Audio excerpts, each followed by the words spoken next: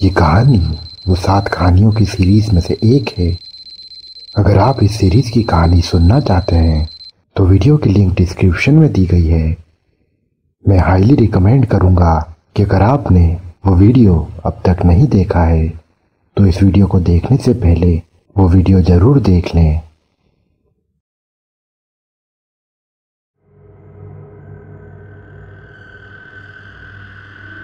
इस कहानी में अब तक आप सुन चुके हैं कि कैसे 7 दोस्त रिवर राफ्टिंग के लिए की खूबसूरत वादियों में जाते हैं, लेकिन उन्हें पता नहीं था कि ये रिवर राफ्टिंग का एडवेंचर उनकी जिंदगी में क्या मोड़ लाएगा। रिवर राफ्टिंग करते हुए वो 7 दोस्त एक हादसे का शिकार हो जाते हैं। वो नदी में बहते हुए एक दूसरे से बिछड़ जाते हैं। समीर के अचानक गायब होने के बाद सिद्धार्थ और राहुल को मयूर मिलता है, लेकिन तभी वहां तेज बारिश शुरू हो जाती है। मयूर उन दोनों को बारिश से बचने के लिए एक छोटे से झोपड़े में ले जाता है, जहां राहुल के पूछने पर मयूर उसे देख मुस्कुराता है और फिर सुनाता है उसे अपनी कहानी। अब आगे।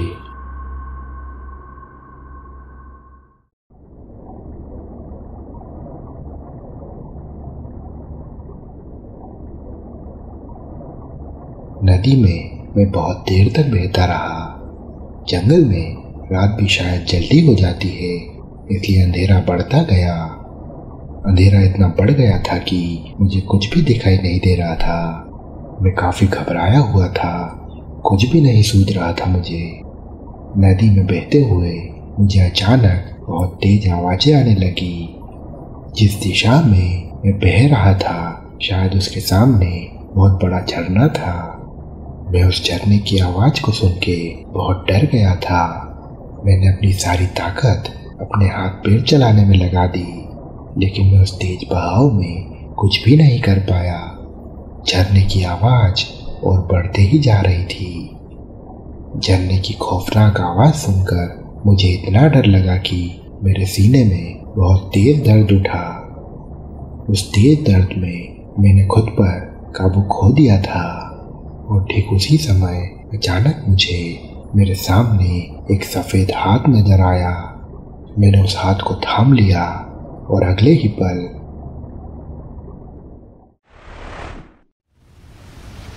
मैं उस नदी के बाहर खड़ा उस झरने की तरफ देख रहा था।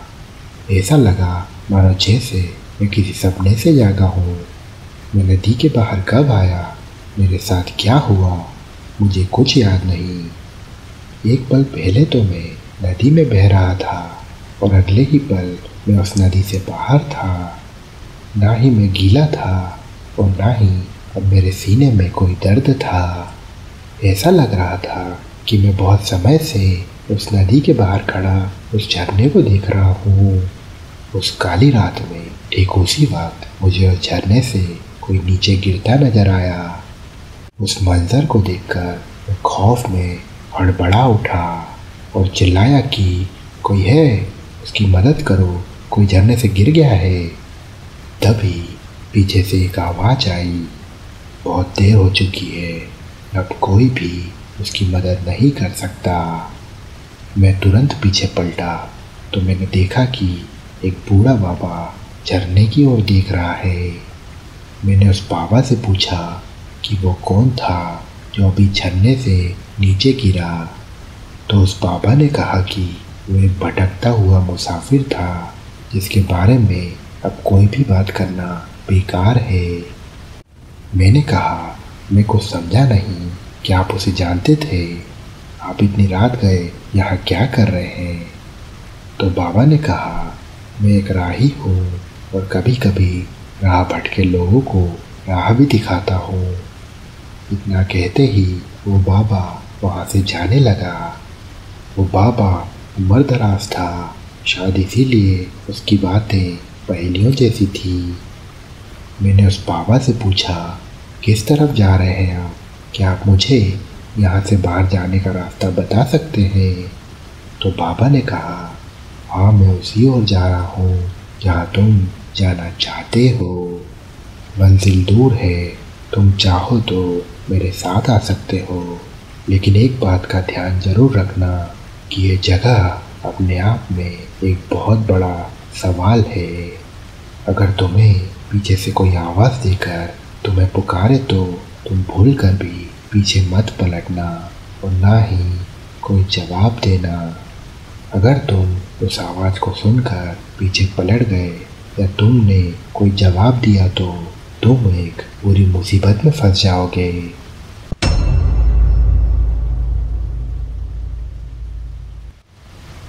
मैंने कहा, मैंने ये सारी बातें किस्से कहानियों में सुनी है, ये सब मनगढ़ंत बातें हैं, मैं इन सब पर विश्वास नहीं करता।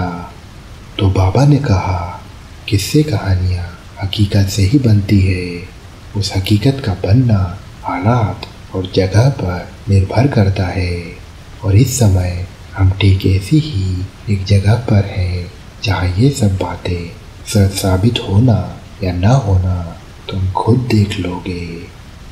बाबा की बातें और रात में वो जगह दोनों ही काफ़ी डरावनी लग रही थी मुझे। मैंने वो बातें काटने के लिए बाबा से पूछा, आप कहाँ से आ रहे हैं और कहाँ जा रहे हैं? तो बाबा ने कहा, मैं अपने काम को ख़त्म कर अपनी मंजिल की ओर जा रहा था कि तभी मुझे तुम नजर आए और मैं तुम्हारे लिए रुक गया। और तुम यहाँ क्या कर रहे हो? तो मैंने बाबा को हम 7 दोस्तों के साथ क्या हुआ और हम कैसे बिछड़ गए उसकी पूरी दास्तान सुनाई, और ये भी बताया कि कैसे नदी में बहते हुए एक हाथ को थामते ही मैं नदी के बाहर आ गया था।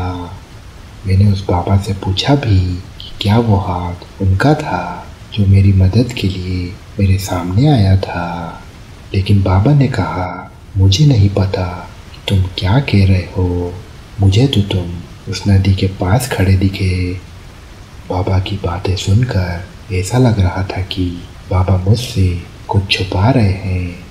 खैर, मैंने बाबा से इस बारे में कोई सवाल जवाब नहीं किया और उनसे पूछा कि आप इस जगह के बारे में कुछ कह रहे थे कि ये जगह अपने आप में एक बहुत बड़ा सवाल है, क्या मतलब है इस बात का? मैं कुछ समझा नहीं। मैंने बस इतना ही कहा था कि सामने का नज़ारा देखकर मैं हैरान रह गया। हम रेगिस्तान की ओर आ गए थे। मैंने कहा, ये कहाँ आ गए हम? जंगल के ठीक बाहर रेगिस्तान, ऐसा कैसे हो सकता है? ये कहकर मैं पीछे पलटा तो मैंने देखा बहुत दूर जंगल के पेड़ों की काली परछाई सी नजर आ रही है, जबकि हम ज़्यादा दूर चले भी नहीं थे और अचानक इतनी दूर कैसे आ गए। इस रेगिस्तान का मुझे कुछ पता नहीं था। ट्रिप का प्लान बनाते वक्त मैप में भी ये जगह दिखी ही नहीं थी मुझे। मैंने बाबा से कहा, ये सब क्या है, हम यहाँ कैसे पहुँचे? तब बाबा ने कहा, मैंने कहा था ना, ये जगह अपने आप में एक बहुत बड़ा सवाल है, मेरे पास भी इसका कोई जवाब नहीं। अब हम वापस पीछे तो नहीं जा सकते, लेकिन इतना ज़रूर कह सकता हूँ कि हम अपनी मंजिल तक ज़रूर पहुँच जाएंगे।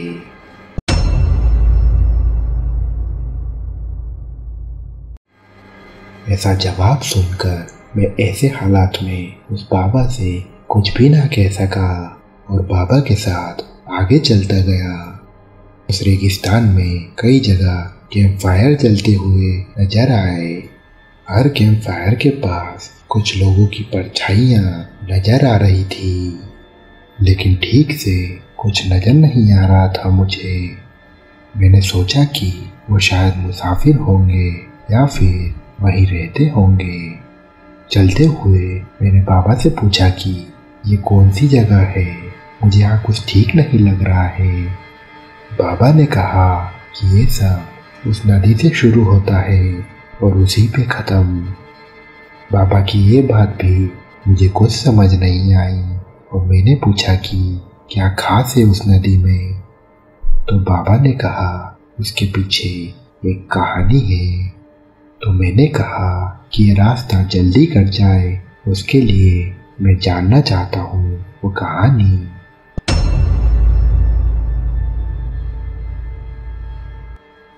ये बात तकरीबन 40 साल पहले की है। हर अमावस की रात नदी के पास कोई न कोई घटना होती या किसी न किसी की जान जाती थी। नदी के उस तरफ एक गांव है। वहां के लोगों का मानना था कि ये सब घटनाएं उस तांत्रिक के श्राप के कारण हो रही है, जिसे नदी के पास गांव वालों ने काले जादू के आरोप में जिंदा जला दिया था।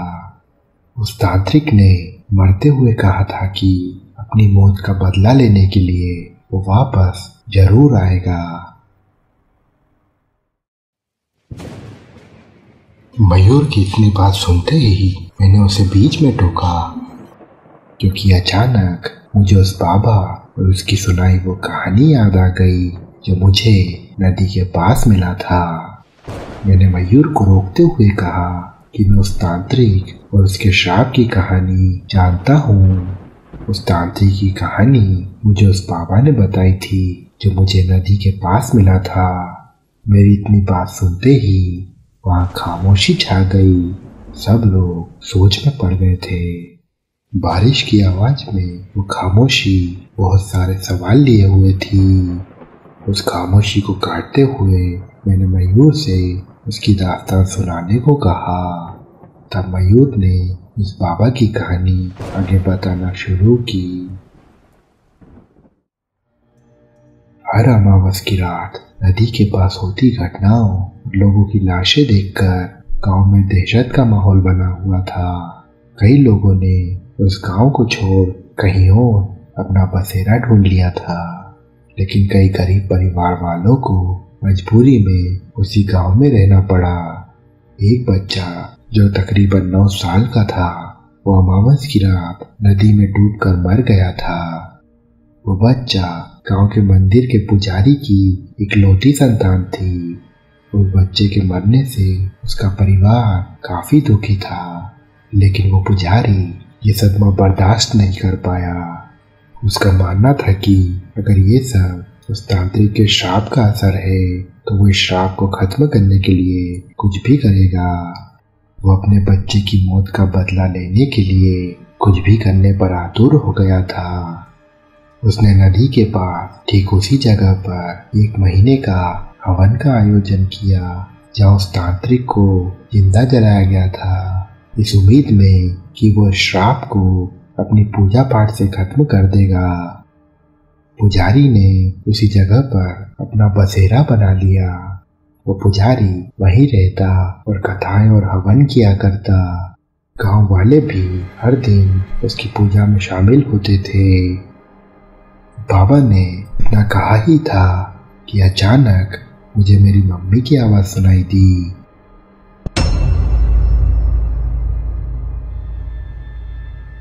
मयूर बेटा, तुम कहाँ जा रहे हो?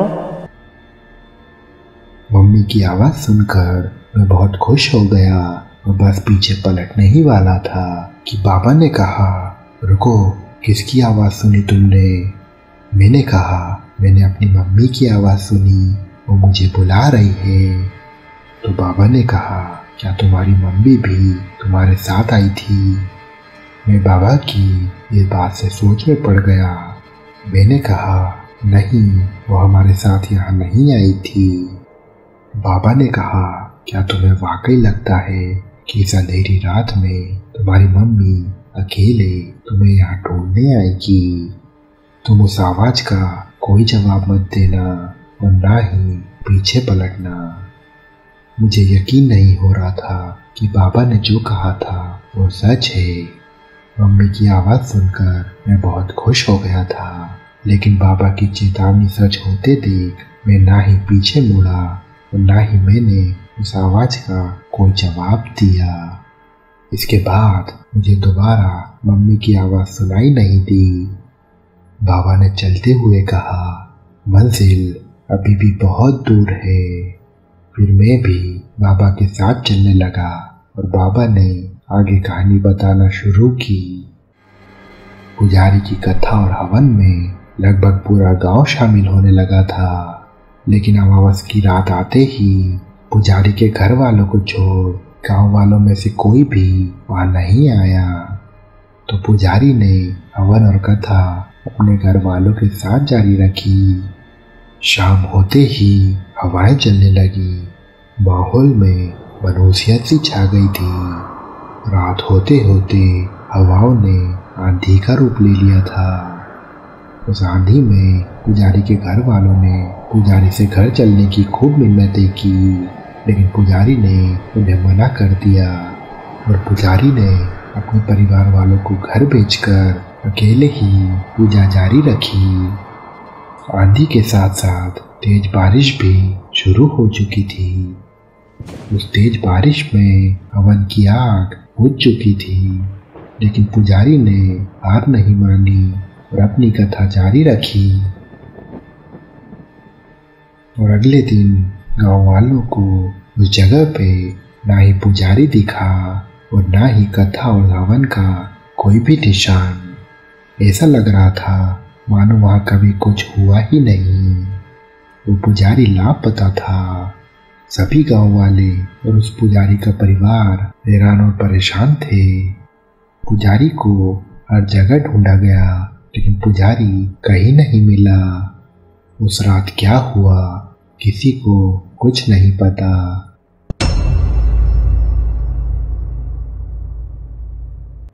कई दिनों तक पुजारी की तलाश जारी रही।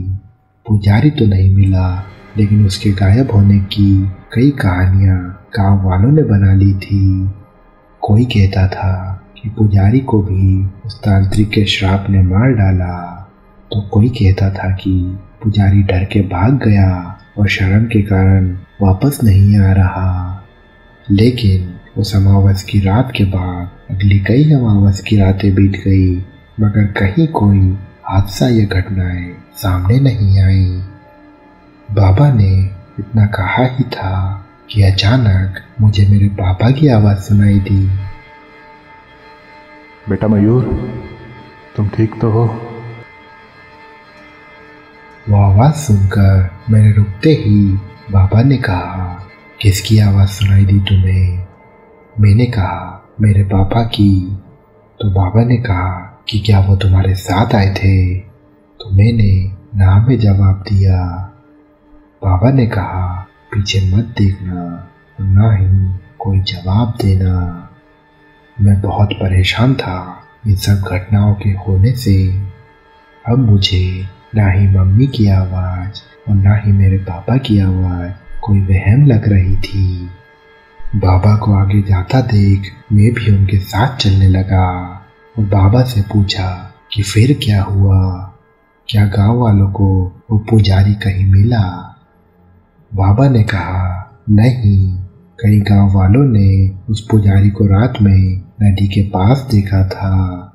किसी का कहना था कि शायद वो पुजारी मर गया है और उसकी आत्मा वहीं भटक रही है। तो कोई कहने लगा कि वो पुजारी नदी का रखवाला बन गया है। मैंने बाबा से पूछा कि क्या आपने उस पुजारी को देखा है? आप गांव वालों की मनगढ़ंत बातों पर विश्वास करते हैं। हो सकता है कि नदी में कोई डूब के मरा हो और फिर किसी ने श्राप की अफवाह फैला दी और उन अफवाहों ने मनगढ़ंत कहानियों का रूप ले लिया हो। मेरी बात सुनकर बाबा मुस्कुराए और कहा, यह भी तो हो सकता है कि तुम खुद एक कहानी हो।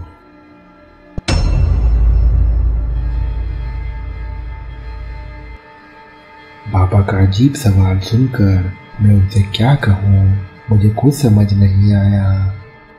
थोड़ी देर बाद मैंने बाबा से पूछा कि आपका क्या मतलब है? बाबा से इतना कहते ही मुझे किसी की दर्द भरी आवाज सुनाई दी।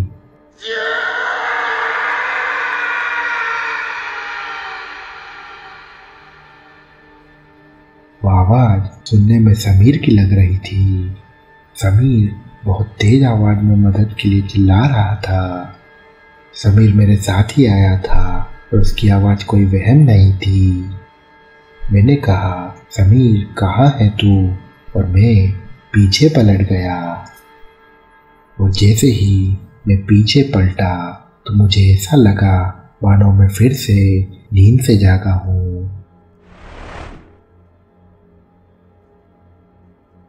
मेरे थोड़ी दूरी पर एक मंदिर था और मैं अब वापस जंगल में था।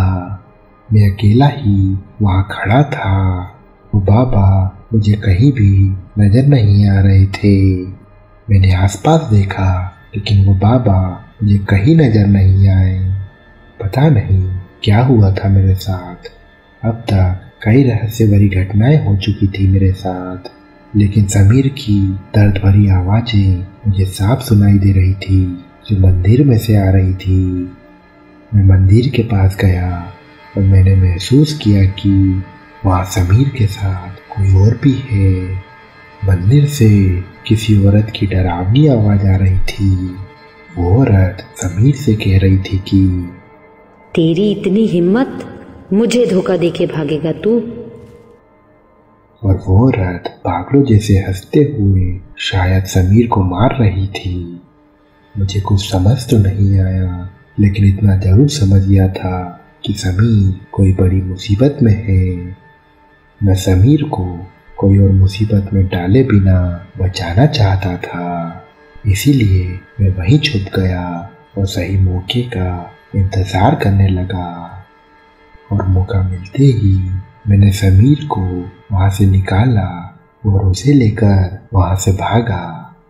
लेकिन पता नहीं कैसे समीर भागते हुए गिर पड़ा और फिर हमें उस औरत की आवाज सुनाई दी। कहाँ जा रहा था मेरे पास से भाग के? और गिरते ही समीर इतना भारी हो गया था कि वो खुद भी उठ नहीं पा रहा था और ना ही मैं उसे उठा पा रहा था। उसने मुझे मदद लाने का बोलकर वहां से भाग जाने को कहा। मैं समीर को वहां अकेला छोड़कर नहीं जाना चाहता था, लेकिन उसने मुझे मदद लाना ही आखिरी रास्ता बताया।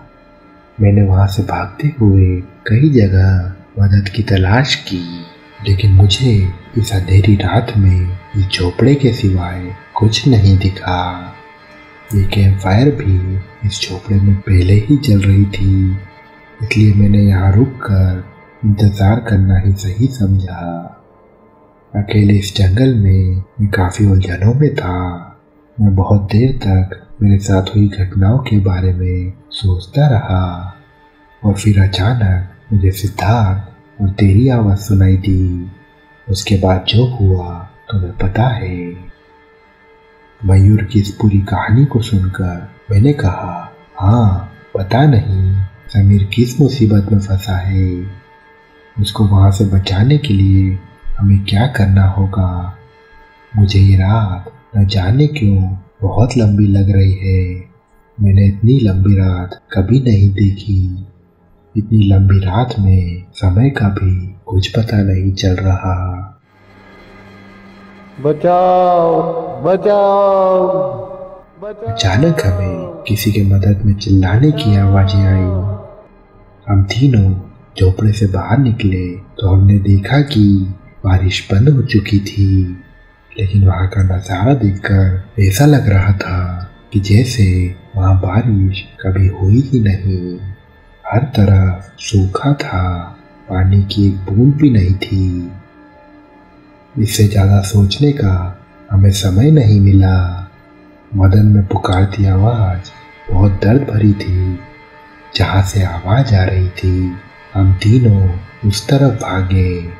हम लगातार भागते जा रहे थे, लेकिन पता नहीं कैसे हम उसके पास पहुंच ही नहीं पा रहे थे जो मदद के लिए पुकार रहा था।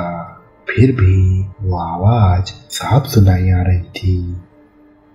हम तीनों बिना रुके लगातार भागते रहे और भागते हुए हम नदी के पास आ पहुंचे। मदद में पुकारती वो आवाज नदी से आ रही थी। तभी मयूर को कुछ दिखा और वह बिना कुछ बोले ही नदी में कूद गया और थोड़ी देर बाद वो प्रवीण को सहारा देते हुए नदी के बाहर आया। मदद के लिए पुकारती आवाज प्रवीण की थी। लेकिन इतनी दूर प्रवीण की मदद की आवाज हमें कैसे सुनाई आई? और क्या हम सब दोस्तों के साथ जो हादसा हुआ था उसके बाद से क्या प्रवीण अभी तक नदी में बह रहा था? हजारों सवाल थे मेरे मन में, लेकिन वो सही वक्त नहीं था उन सवाल के जवाब जानने का। हमने प्रवीण को सहारा देकर नदी के पास बैठाया और फिर प्रवीण से पूछा,